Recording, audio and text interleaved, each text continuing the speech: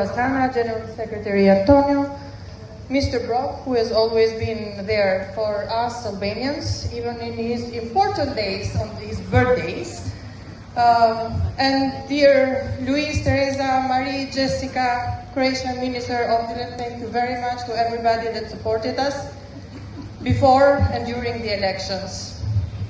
Unfortunately, we couldn't make it to win. We didn't have a party in front of us. We had a state party. Moreover, linked with the most dangerous drug cartels and criminal groups in Europe and Americas now.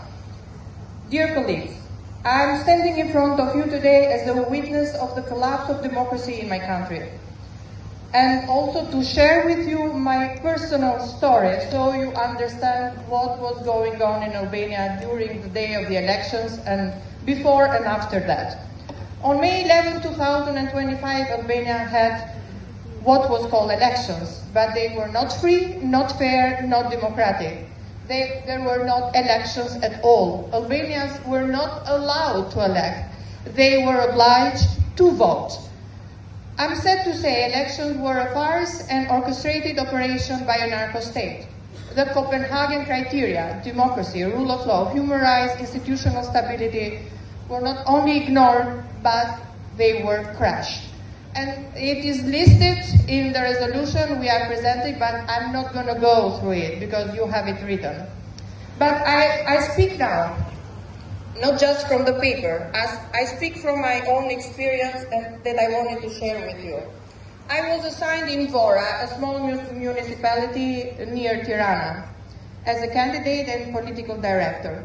Polling stations were taken over by criminals convicted for murders and drug trafficking in Albania and other European countries.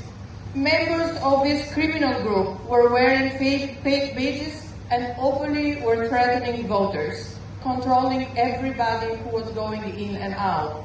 Armed persons coordinated with ministers and state officials.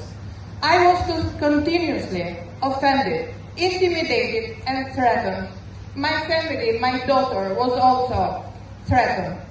From the same people, I had reported to the special mechanism set up to prevent that violence. Sorry. No problem.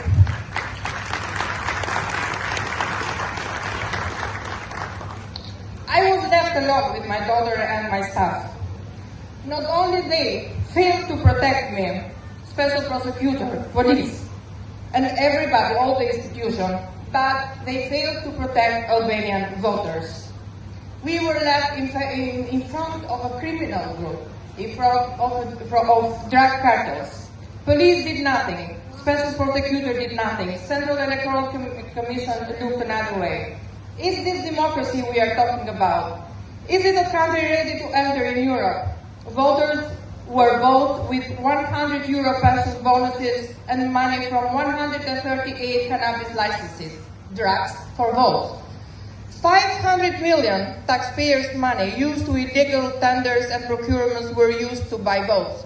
30 candidates in 10 regions out of 12. Over 20 municipalities were supported by drug cartels and criminal organizations.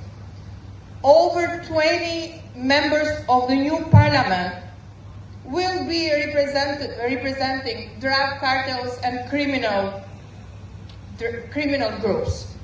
They will represent those cartels and not Albanian people's will.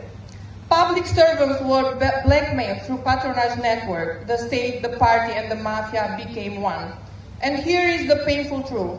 If a citizen cannot vote freely, then they have no right at all. Every other freedom becomes an illusion. That's why we must speak out, and as President and General Secretary said, the silence is not an option.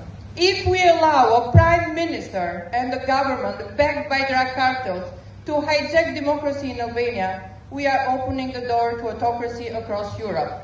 Look at the drug routes from Latin America to European port. They are controlled now by the same criminal network that Edi Rama supported and empowered, so he wins the election. That is why I urge this Assembly to support our resolution, to condemn the May 11th elections as fraudulent, to condition EU accession on democratic restoration, and most importantly, please send a CDI fact-finding mission to Albania to witness, document, and confront the truth. We are not asking for sympathy, we are asking for solidarity. Stand with us and help us bring back democracy through free and fair election organized by the new technical government. People of Albania deserve nothing than less. Thank you very much and sorry for taking time.